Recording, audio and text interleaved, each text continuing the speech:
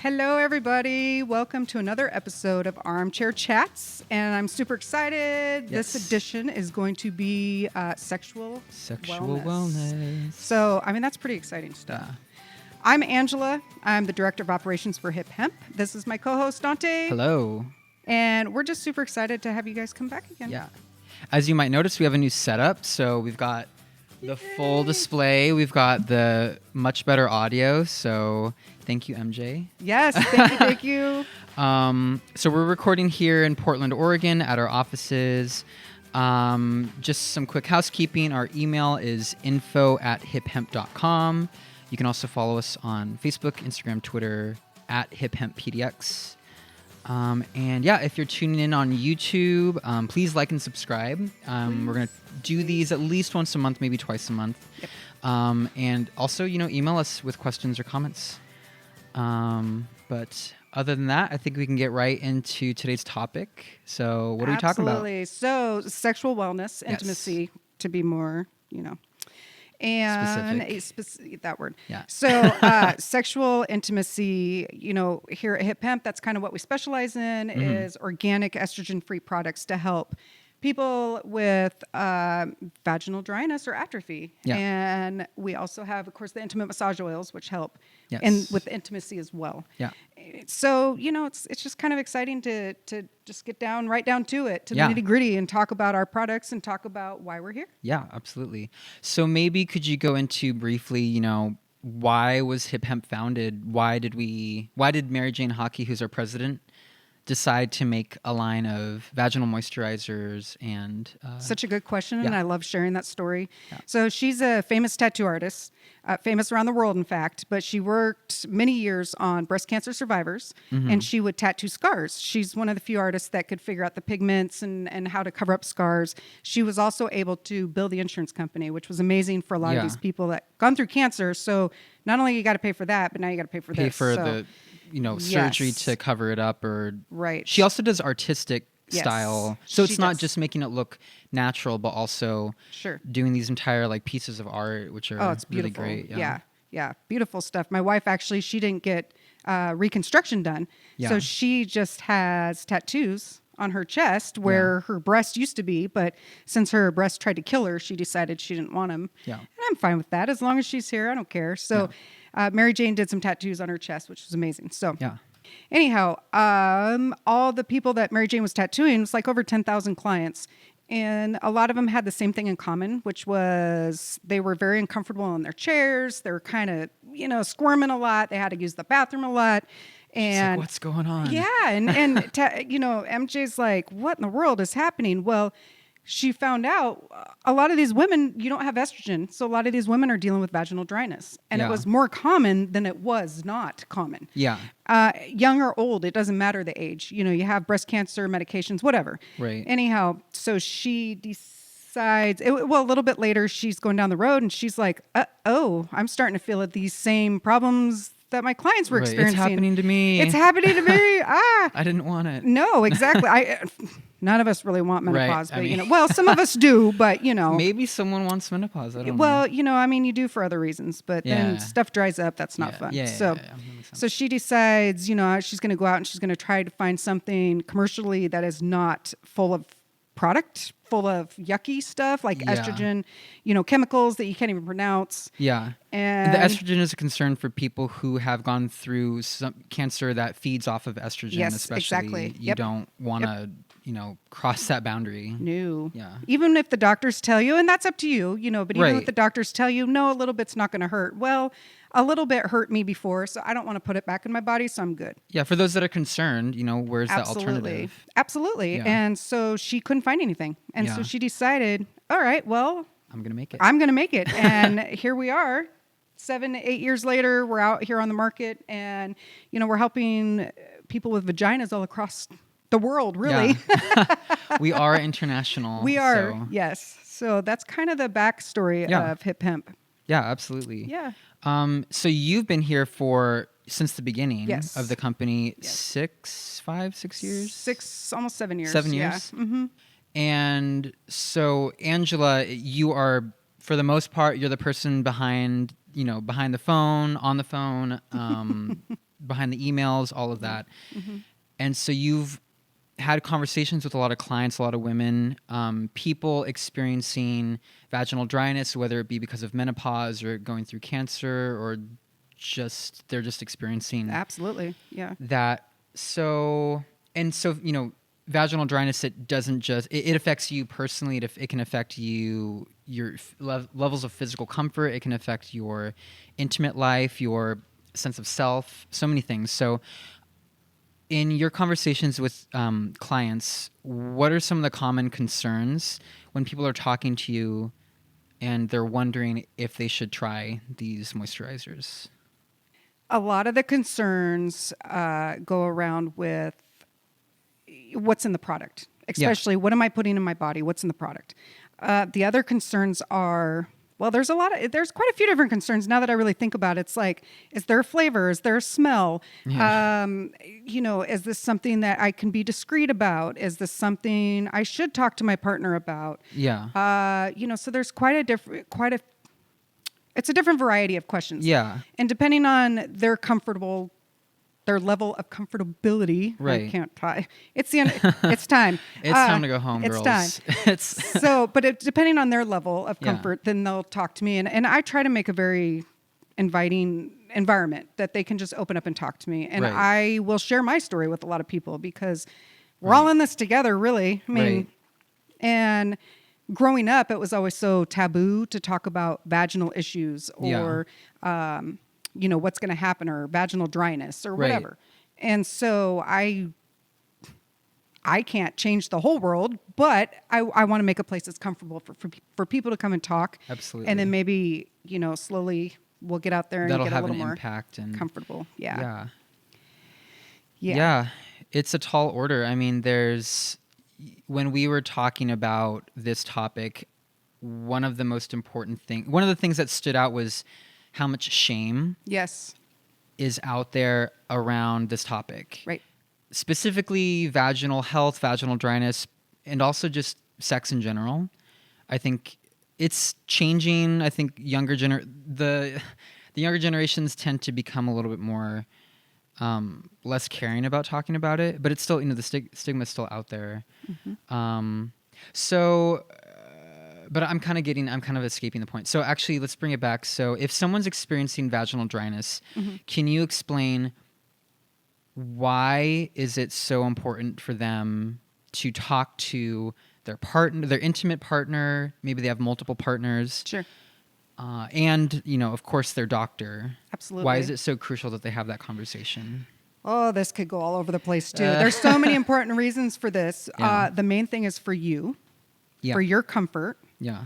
for if you're in a relationship and you're in pain and you're hurting, how can you enjoy being intimate with your partner if Right. you have pain? Yeah. And I'm sorry, but this isn't a one-way street. I would like to enjoy this too. Yeah. So, Yeah. but the problem is, a lot of the clients say, it's like, I don't even know how to go about talking to my partner about this. It's inconceivable. Yeah. How do I have this conversation? Right. What if Yeah. they think I did something wrong? What if they think it's my fault? What Yeah. if they think, I was cheating, or I've seen the other side, which is, do I not turn you on anymore? Is that why you're dry? Like, Yeah. what is happening? Why? It's me. Yeah. Well, if there's no communication happening, then absolutely there's going to be a lot of problems. It's going to cause a lot of issues within yourself and Absolutely. That's a lot of conflicting messages to be going through one person's head. All that self-blame, all that shame. Yeah. When I was researching for this topic, one of the things I was thinking about was I was looking into shame and guilt and like those emotions, trying to understand those a little bit more. And they're very interchangeably used. But the difference that I learned was guilt is about what you did. Shame is about who you are. Wow. Right. And so that was, for me, that was like, okay, that explains a lot because, not to make it too much about me, I think we've all experienced shame in our lives for different things. Specifically for sex, though, I think because there's so much taboo in our culture, which is changing, but there's so much taboo around talking about sex.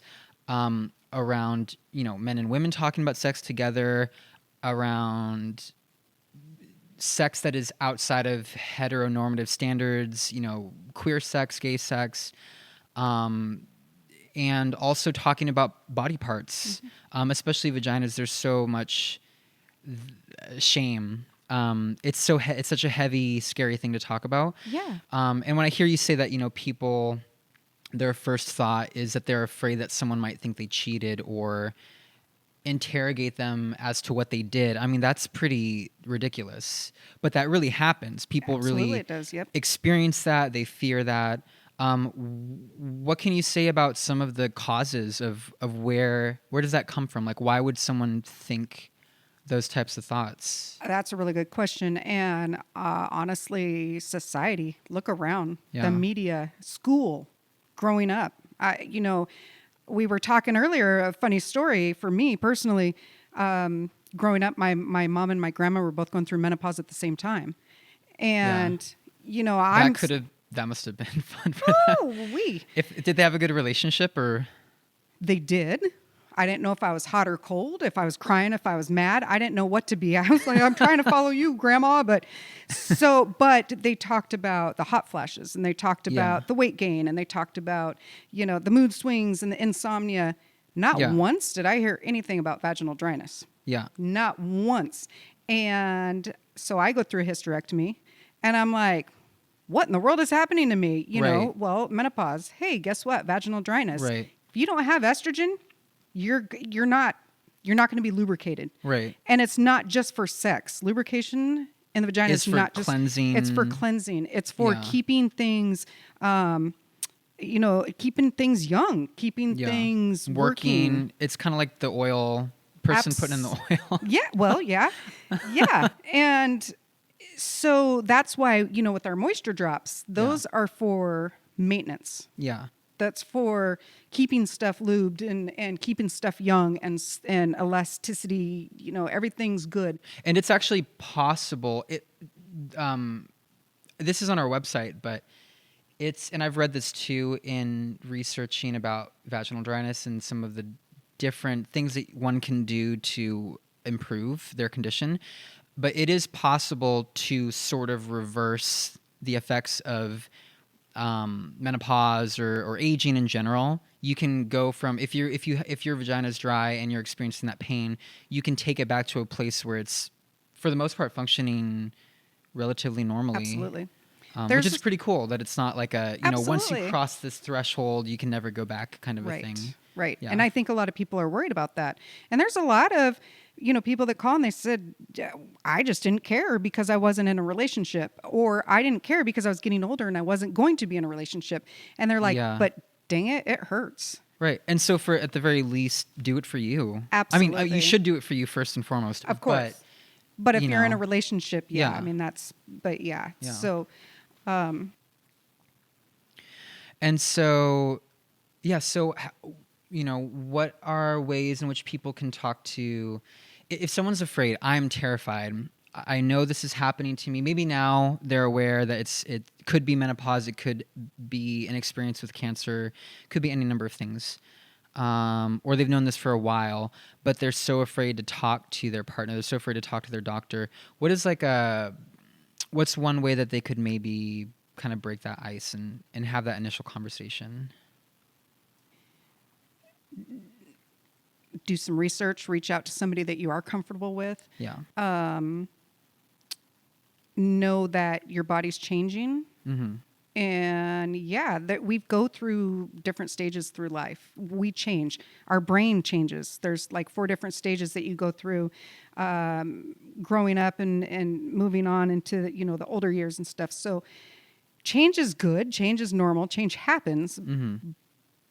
But it's good to communicate with somebody, and especially a doctor, to make sure everything is good, make sure everything is going normal. Yeah. And then you can decide if the doctor wants to put you on estrogen or wants to put you on something, then you can make that decision. Yeah. Or you can do research and try organic. But I think that it takes all of us to change that stigma or the taboo of sexual wellness or vaginal health. It really does. Yeah. And how do we do that? What do we do? How do we make that change? Yeah. That's a big question, really. Yeah. Because it's it's in the schools. It's in, like we were saying, the media, your family life. It could be in your particular religious institution that you practice at. It could have been part of your upbringing. Right. Yep. It's in the media. It's in not just when I say media, like film or TV. Absolutely. All Absolutely. forms of media. Yes. So let's see. I'm looking at some of our questions and seeing what else. So this is this is a little bit of a turn. We're actually, you know what? We are halfway through our program, so I think it would be a good time before I move on to the next question. Yeah. We're gonna take a quick little break and do a quick sales plug. Oh yeah. Talking about what we got. So here, let me move my ruby mug.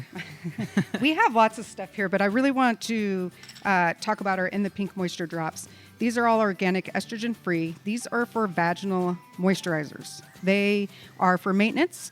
Once you lose estrogen, you're not going to get it back, and you're not going to, you'll need to continue to use these, basically. So even if you had vaginal dryness and you did use estrogen, you'd have to continue to use that. So these have 3 ingredients: grapeseed oil, vitamin E, hemp seed oil. That's it. 3 simple ingredients. That's it. Yeah. I mean, and it wasn't just these ingredients were thrown together and let's call it a day. There was a lot of research and a lot of lab. Our lab is FDA approved. Yeah. Mary Jane and her partner Doc, they went to a naturopath. They took naturopathic classes. Right. And met with doctors. Yes. To really formulate this. Right. Make sure that they're making a product that isn't going to cause damage, that's actually going to help. Right. And all the clients that we have, it does really, truly help. Yeah. And, the wind blows sideways, you get a dang yeast infection. So we didn't want to cause that. You didn't want to throw off the flora. You didn't want to do any of that. So that's what these are. And with this episode, we have Chats 15. Chats 15. Chats 15 is a promo code. So when you go online at hiphemp.com and you purchase anything, we have our In the Pink products. We also have some CBD products. When you check out, enter the promo code CHATS15, CHATS15, and you get 15% off your entire order. The entire order. Order. Not just one thing, the entire order. So that's pretty cool. Yeah. Great. So, all right. Awesome. So right back into the questions. So, okay, this is a different one. So I'm uncomfortable with my partner seeing me naked. My body image issues make it difficult for me to relax and be present. What can I do? I hear that a lot. I felt that personally. Yeah, me too. I've been married almost 10 years. I actually wrote that. Did you? Well, there you go. Yeah, See? so it's about me. But it's true. And, almost married 10 years. And I'm like, nope. Nope. Zipping that up. Yep. Putting that away in the closet. Yeah, exactly. So it's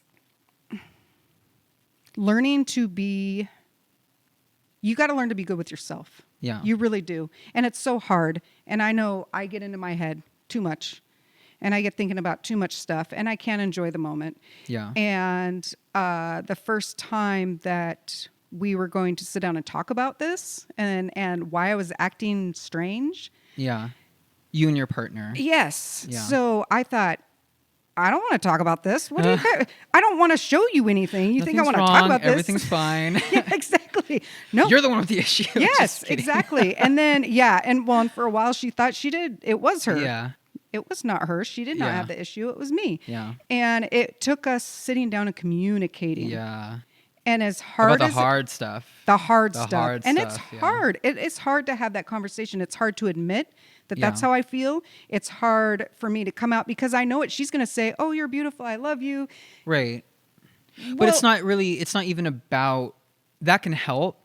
But at the end of the day, it's not even about what she thinks or what someone else thinks. It's really about what you think about yourself, which of course is informed by what you've been told. Maybe other people have told you negative things about the way that you look. But even if they haven't specifically, I mean, we all, I think we all know the impacts that mainstream media can have on us, the body image issues people develop, the eating disorders that people can develop as a result or influenced by the media. Everything from film and television to who makes it on billboards, what types of bodies are celebrated in our culture.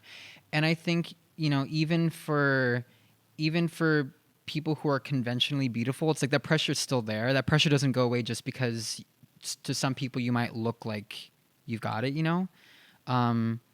there's a lot of pressure to be the right size and to eat the right thing and I think most of us know this and this isn't news, but Right. but it certainly, for me, I wrote it, so it obviously it has come up in like when I'm having an intimate experience with my partner, and it's like frustrating, Oh, it's frustrating and absolutely. embarrassing, like, oh, like why am I so in my head, like I don't want to be preoccupied with these thoughts. But it happens, Oh, absolutely. and whether it's, and the reason I wanted to bring this up is because I think kind of expanding the conversation, why it's so important to communicate intimately. There's so many things that can come up in an intimate moment that can make it difficult to be present, whether it's, body image issues from your childhood experiences, whether it's going through menopause for the first time and not having been aware that vaginal dryness was going to be a thing, or even if you knew, just dealing with it, point blank. The list goes on and on. So, Absolutely. but being able to take the time to be honest with yourself and like really, like, I think a good like red flag for yourself is if you almost kind of instantly like react and want to avoid something. That's probably something you need to talk about. Yes. Probably something to explore. And so, it's, It all goes back to the taboo, so the stigma around everything. yeah, It all goes back to that. What does society expects us to be one way? yeah. Guess what? We're not. We've got all sorts of things going on. We got all kinds of things. But we've got big, thin, tiny, whatever. Yeah. I mean, dry, wet. Everybody's got their own thing. Yeah. And so we just need to be us. And we Yeah. need to communicate. And we need to be okay with communicating, not be scared of Yeah. communication. And there is other resources available too. If you don't have somebody to reach out to talk to, or you're not comfortable with that, there's so many resources on on the web that you can find, talk to. There's tons and tons of sex therapists, there's counselors out there. Yeah. You can call me. I can even get some resources up on the website. I would be Yeah. more than happy to do that, because it is important. It's Yeah. very important for your own. So many things can go wrong when things aren't right. Yeah. Does that make sense? Yeah. Like, you might be dealing with that personally with your own body image, but your partner might think it's them, Right. that it's not you. So now you got problems in the marriage. And there's so much, I experience this, there's so much pressure, I think, in a sexual moment to perform well. Mm-hmm. We live in a hypersexualized world, which I think in a lot of ways is the things I like about the world that we live in regards to sex is that it feels more open and positive and affirming. I think some of the downsides are, we live in like a kind of world dominated by porn. We live in a world dominated, and I don't like, personally, I don't think porn is bad. But again, there's an aspect to something like that. There's an aspect to media in general, where it's so easy to compare yourself to what you see, that I have to be that way. Right. And so you come into this intimate moment even with yourself, Yeah. but with your partner or your partners or whoever, and there can be that pressure of, we have to get it right. Everything has to just click from the instant, Yep. complete, reckless abandon, and just everything's Guess great. what? That's not how it No, works. there's a lot of things can come up, and that's so okay. And I think that's actually so normal. Absolutely. I think it's, I haven't done the research on it, but I would bet that it is more common for there to be little hiccups along the way than for it to be perfect every single time. Absolutely. And there's got to be communication so that you both can enjoy what you're doing too. Yeah. It's not just. Yeah. And I think you brought up a good point. You know, sometimes your partner can think that it's them that's the issue. And you know, and obviously there can be issues that maybe does have to do with your partner, but if that's the case, then that's what should be discussed. But when it's something that has to do with what you're experiencing, it's so important to really clearly communicate, you know, this isn't about you. Right. You know, you're good enough. I'm going through this thing and I'm feeling this way. You know, I need support for these things. It's one of those times where when you say it's not you, it's me. It's truth. It's really not. It's really me. It's really not you. But I promise it really is too, me. Absolutely. You know? So I need your patience and understanding, and hopefully the person that you're with can, you know, give you that. Yeah, definitely. This is pretty deep. Cool. I like it. No, I like it. I think it's good because people need to be able to talk. Yeah. And they need to be comfortable with talking about stuff. So. Yeah. Well, you know, we are actually almost out of time. Holy moly. We were given a recommendation that we should try to keep it a little bit shorter. So we were aiming for 30 minutes, but there's so much to talk about. I feel like we could almost do like a whole nother episode. I think we on could. This topic. I think we could do sexual intimacy episode 2. Part 2. Part 2. Yeah. Is there one more question we can do? Or let's do one more question. Quick Yeah. question. Let's see. Okay. Here's a simple one. Are your products safe for a woman's pH balance? Yep, sure are. Yep. The end. That's it. Bye. No. Yes, they are actually. The ingredients that are put together, they were designed to actually help keep the pH in the balance. There's a lot of times, like I said, a yeast infection or bacterial vaginosis can cause your pH to be one way or the other. Right. We don't want that. We don't want that. We don't No. want that. You don't want that. You we don't want that. None of us want that. But these products actually help keep that pH in balance, which is really pretty awesome. Yeah. Yeah, because it takes estrogen to help keep everything in balance as well. It's cool that there's something out there that doesn't have estrogen in it that can help do that. Absolutely. Yeah. I have clients that call and they cry. They say your stuff is the first stuff that has helped us. Yeah. And I know, and the look on your face. You can just feel the like lifetime of shame and the years of pain that someone's going through. I know, and you know, many clients, and I'm able to, you know, enjoy life. I'm not uncomfortable sitting. I'm able to have a sex life. There's hope. Yeah. There's hope. And that's why I love this job, and I love, you know, that we can help people. Yeah. Which is amazing.